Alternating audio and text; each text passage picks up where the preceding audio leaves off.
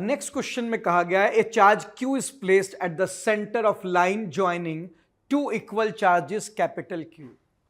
मेरे पास दो equal charges हैं कैपिटल Q, ये रहा, और इसके सेंटर पर हमने स्मॉल q रख दिया है। सेंटर पर, सेंटर का मतलब टोटल सेपरेशन अगर r था तो ये हो जाएगा r/2 और ये हो जाएगा r/2 ऐसे। The system of three charges will be in equilibrium if q equals to. कहता है कि अगर तीनों चार्जेस इक्विलिब्रियम पे हैं, यानी कि तीनों चार्ज पर नेट फोर्स 0 है, तो बताइए स्मॉल q की वैल्यू क्या होगी। एक काम कीजिए, आप इक्विलिब्रियम चेक करते हैं। किस पर? देखिए तीनों इक्विलिब्रियम पे हैं, तो मैं इसका भी नेट फोर्स 0 कर सकता हूं और इसका भी नेट फोर्स 0 कर सकता हूं। नहीं, अगर वो डिस्टेंस पूछता तो इक्विलिब्रियम उसका सेटिस्फाई करते हैं जो आपने थर्ड चार्ज रखा है। लेकिन अगर थर्ड चार्ज की वैल्यू पूछी है तो फिर जिसकी वैल्यू पूछी उसका इक्विलिब्रियम मत देखना, किसी और का देखना। इससे फायदा होगा, आपका क्वेश्चन जल्दी सॉल्व हो जाएगा। देखो मैं ये नहीं कहता कि जिसकी वैल्यू पूछी है आप उसका इक्विलिब्रियम यूज नहीं कर सकते, कर सकते हैं, करके देख लो, कोई फायदा नहीं होगा, क्वेश्चन जबरदस्ती लेंदी होगा। जिस चार्ज की वैल्यू पूछी गई है उसकी जगह किसी और का इक्विलिब्रियम टेस्ट करना, तुरंत आंसर आ जाएगा। अब वैसे तो ये तीनों इक्विलिब्रियम पे हैं, मगर स्मॉल क्यू की वैल्यू पूछी है तो स्मॉल क्यू का इक्विलिब्रियम मत टेस्ट करना, किसी और का। इसका कर लेते हैं। ये वाला स्मॉल क्यू इसे रिपेल करेगा इलेक्ट्रोस्टैटिकली, लेट अस से F1 फोर्स से।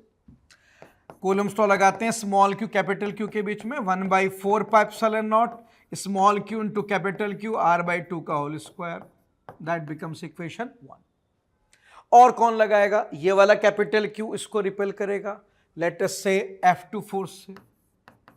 ये इस वाले ने इस पे लगाया, इस पे, तो कूलम्ब्स लॉ के अकॉर्डिंग F2 क्या होगा? 1/4πε0 Q into q upon r square, that becomes equation 2। तो स्मॉल क्यू ने इसको रिपेल किया with force F1, capital Q ने इस कैपिटल क्यू को रिपेल किया विद फोर्स F2, और कोई फोर्स नहीं है। दोनों वेक्टर सेम डायरेक्शन में है, तो नेट फोर्स होगा इनका सम, और इक्विलिब्रियम पे नेट फोर्स क्या होना चाहिए? 0। तो F1 माइनस टाइम्स होगा F2 के। अब इस F1 F2 की वैल्यू पुट करनी है बेटा, मुझे मेरा आंसर मिल जाएगा। तो मैं इनकी वैल्यू पुट कर देता हूं। F1 है 1/4πε0 Q into capital Q upon r/2 का square minus times 1/4πε0 Q into q upon r square. ये अब आप थोड़ी सी कैलकुलेशन करेंगे तो आपको आंसर मिलेगा। ये इसे कैंसिल कर देगा, एक कैपिटल क्यू उस कैपिटल खा जाएगा, r स्क्वायर इस r के स्क्वायर को कैंसिल करेगा। इसको उधर ले जाइए, क्या ये 1/2 का स्क्वायर और एक कैपिटल क्यू उधर बचा है, तो स्मॉल क्यू की वैल्यू आ गई माइनस कैपिटल Q/4। अब देखो एक बार ही मैंने इक्विलिब्रियम सेटिस्फाई किया और आंसर आ गया है। ऐसा कब होगा? मैंने कहा जिसकी वैल्यू पूछी है उसका इक्विलिब्रियम मत देखना, किसी और का देखना, पहली बार में आंसर आ जाएगा। जिसकी वैल्यू पूछी, अगर आप उसी का इक्विलिब्रियम चेक करेंगे, आप करके देखना, पहली बार में आंसर नहीं आएगा, टाइम वेस्ट होगा और कुछ नहीं होगा। आप करके देख सकते हैं। नेक्स्ट क्वेश्चन है the electric field in certain region is acting radially outward and given by E equals to A into R. A charge contained in a sphere of radius A centered at origin of the field will be. देखिए हमारे पास एक electric field है जो radially outward है, इस तरह से radial pattern में फील्ड है, इस तरह से लिखा है ना। The electric field in certain region is acting radially outward and given by E equals to AR, और फील्ड की वैल्यू कितनी है? A into R. इसमें A एनी कांस्टेंट है, R रेडियस है, ठीक है। आगे a charge contain in a sphere of radius A। देखिए मान लीजिए मेरे पास एक स्फेयर है जिसका रेडियस A है, तो हम जानना चाहते हैं इस स्फीयर के अंदर कितना चार्ज है, लेटेस्ट से कितना चार्ज है क्यू। हाँ, तो पूछ रहा है कितना चार्ज है। देखिए आपको पता है इलेक्ट्रिक फ्लक्स बराबर होता है integral E dot D S के, और क्लोज सरफेस हो तो एज पर गॉस थ्योरम ये बराबर होता है inside charge upon epsilon not के, इस तरह से। ठीक है, सिंस आपकी इलेक्ट्रिक फील्ड रेडियस पे डिपेंड करती है और स्फीयर के चारों तरफ रेडियस सेम रहता है, आपकी इलेक्ट्रिक फील्ड रेडियस पे डिपेंड कर रही है और स्फीयर के अंदर रेडियस चारों तरफ सेम रहता है, तो इलेक्ट्रिक फील्ड हर पॉइंट पे सेम आएगी। तो इलेक्ट्रिक फील्ड क्योंकि चारों तरफ सेम है, यूनिफॉर्म फील्ड है, तो इंटीग्रल से बाहर चली जाएगी dot ds q inside by epsilon not. अब ds का इंटीग्रल s होता है, ऐसे ये फॉर्मूला ऐसे बन जाएगा।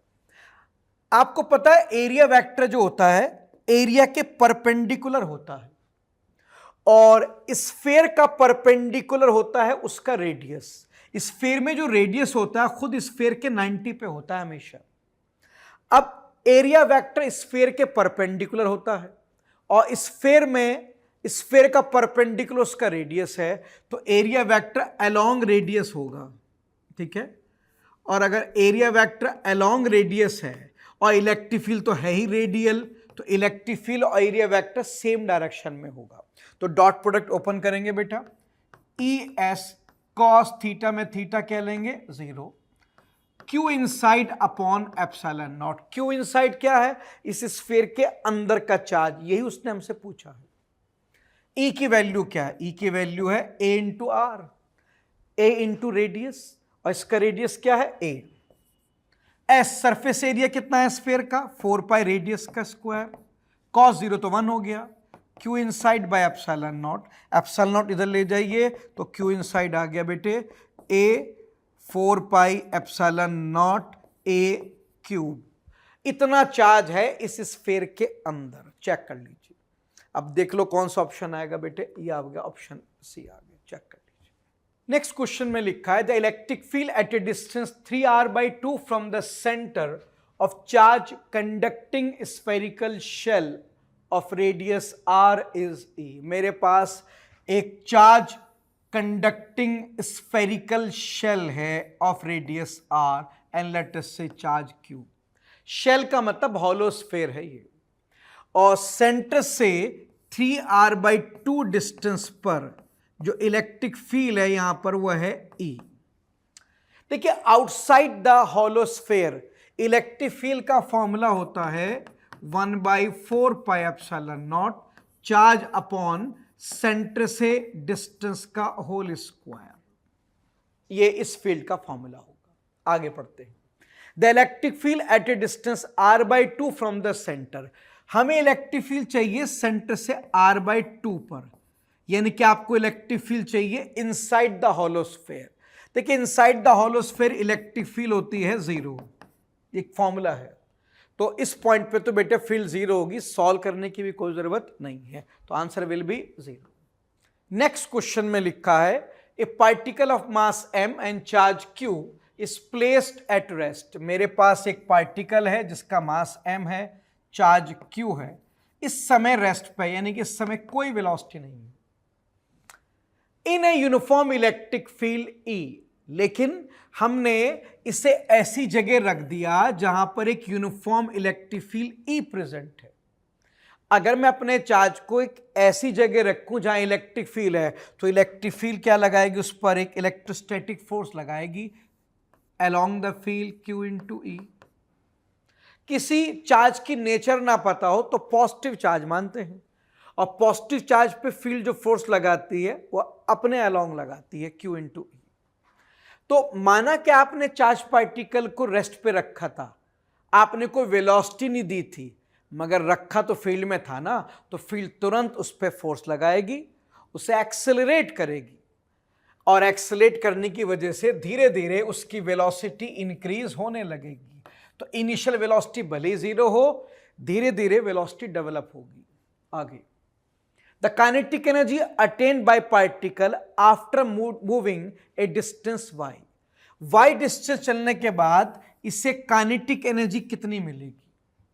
देखिए, as per work energy theorem, work बराबर होता है चेंज इन काइनेटिक एनर्जी के।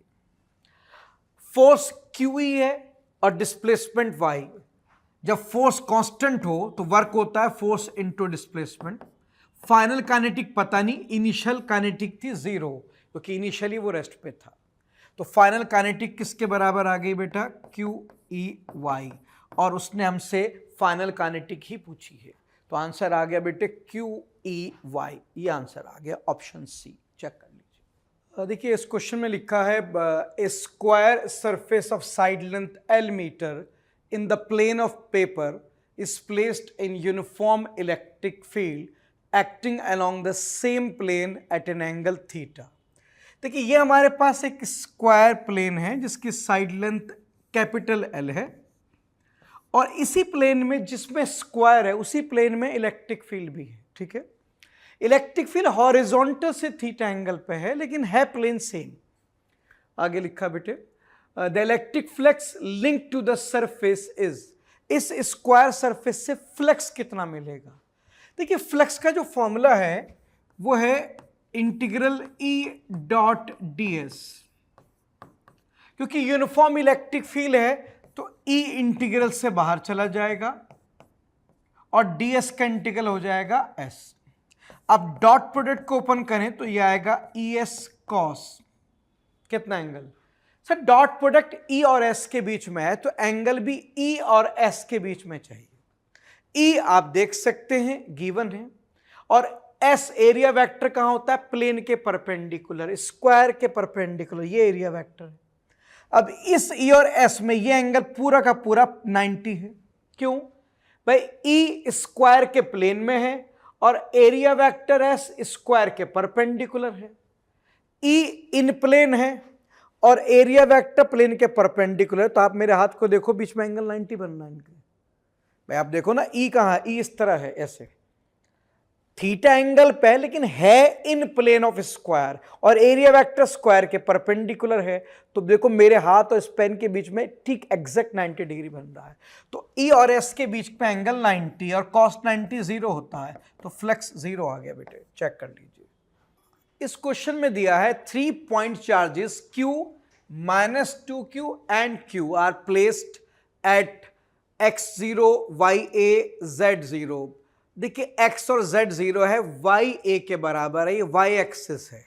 ठीक है, तो मैं डायग्राम बना देता हूं। This is x axis, this is y axis and this is origin. आपके पास 3 चार्जेस, उसमें से पहला वाला चार्ज रखा है y equal to a, x और z 0 है। x और z 0 कहां होते हैं? y एक्सिस पे। तो आपका पहला चार्ज जो q है वो यहां रखा है, a यहां पर।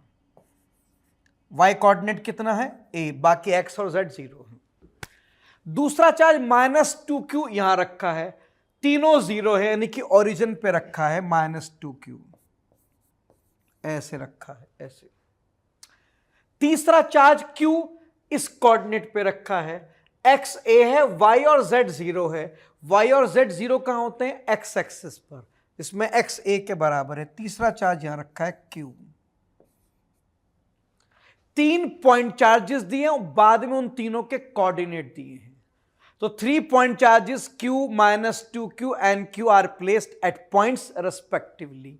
रेस्पेक्टिवली का मतलब पहला पॉइंट पहले चार्ज का है, दूसरा पॉइंट दूसरे चार्ज का है, तीसरा पॉइंट तीसरे चार्ज का है। 3 चार्ज दिए हैं और उनके कोऑर्डिनेट दिए हैं। आगे पढ़ते हैं। The magnitude and direction of electric dipole moment vector of this assembly, इस पूरे असेंबली का डायपोल मोमेंट चाहिए। देखिए, डायपोल में 2 चार्ज होते हैं, इक्वल एंड अपोजिट। अगर मैं इस -2q को थोड़ा ब्रेक करके लिख दूं, इस -2q को मैं थोड़ा ब्रेक करके लिख देता हूं। मैं -2q की जगह इसको लिखता हूं -q एंड -q। एक ही बात है, दोनों मिलके -2q बनेंगे। अब ये q और ये -q, ये दोनों इक्वल अपोजिट चार्ज हैं, तो ये एक डायपोल बनाएंगे। और डायपोल मोमेंट होता है फ्रॉम नेगेटिव टू पॉजिटिव, एक डायपोल मोमेंट P ये आ जाएगा, इसे P1 कह देता हूं, first dipole moment. Dipole moment का फॉर्मूला होता है पॉजिटिव चार्ज इनटू सेपरेशन, और डायरेक्शन नेगेटिव से पॉजिटिव, पॉजिटिव वाई में जा रहा है J कैप। फिर ये वाला माइनस Q और ये Q, ये दोनों भी एक डायपोल बन गए, तो इसका एक डायपोल मोमेंट होगा from negative to positive P2, ये रहा। और डायपोल मोमेंट का फॉर्मूला होता है पॉजिटिव चार्ज इनटू सेपरेशन, और इसका डायरेक्शन पॉजिटिव एक्स में है तो I कैप। और बस यही दो डायपोल है और कोई तीसरा नहीं। मुझे किसका चाहिए? मुझे पूरी असेंबली का डायपोल मोमेंट चाहिए, यानी कि दोनों का रिजल्टेंट चाहिए। तो बेटे दोनों का रिजल्टेंट क्या होगा? P1 प्लस P2, ऐसे लिख देंगे। यह आ गया आपका QA J cap plus QA I cap, ये आ गया आपका। अब इसका मैग्नीट्यूड निकालेंगे आप, तो यह आ जाएगा अंडर रूट I कोफिशिएंट का स्क्वायर प्लस J कोफिशिएंट का होल स्क्वायर, तो ये डायपोल मोमेंट P आ गया √2QA। तो रिजल्टेंट डायपोल मोमेंट की मैग्नीट्यूड इतनी है।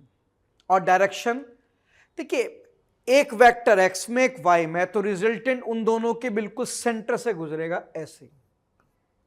जितना वेक्टर x में एग्जैक्ट उतना y है। जब एक वेक्टर x में हो, एक वेक्टर y में हो, तो रिजल्टेंट उनके बिल्कुल बीच से गुजरेगा, बिल्कुल सेंटर से, इस तरह से। तो मैंने वैल्यू बता दिया और डायरेक्शन भी बता दिया। अब देखते हैं कौन सा ऑप्शन है। पहला option magnitude √2QA along the line y equals to 0, x equals to 0, z equals to 0 and x equals to a, y equals to a, z equals to 0। हाँ देखो यहां पर x भी a है, y भी a है, यानी कि जितना डायरेक्शन x में है एग्जैक्ट उतना ही y में है, इससे ही कह रहा है। जैसा वेक्टर x में एग्जैक्ट वैसा ही वेक्टर y में। आप देखो दोनों वेक्टर बिल्कुल बराबर हैं। जब x और y का वेक्टर बिल्कुल बराबर हो तो रिजल्टेंट बीच में से गुजरेगा। बीच का मतलब यह है कि जितना उसका x कोऑर्डिनेट होगा एग्जैक्ट उतना उसका y कोऑर्डिनेट होगा। पहले ऑप्शन में देखो वो कह रहा है x a है और y a है, x और y दोनों बराबर हैं, तो बेटे ये लाइन बिल्कुल ठीक लिखी है। वो कह रहा है मैग्नीट्यूड √2Q है और जो डायरेक्शन होगा उस लाइन के अलोंग होगा जो ओरिजिन से लेकर एक ऐसी जगह तक जाएगी जिस पे x और y बराबर होंगे। मैं डायग्राम दोबारा बना देता हूं। आपके पास एक डायपोल मोमेंट x में है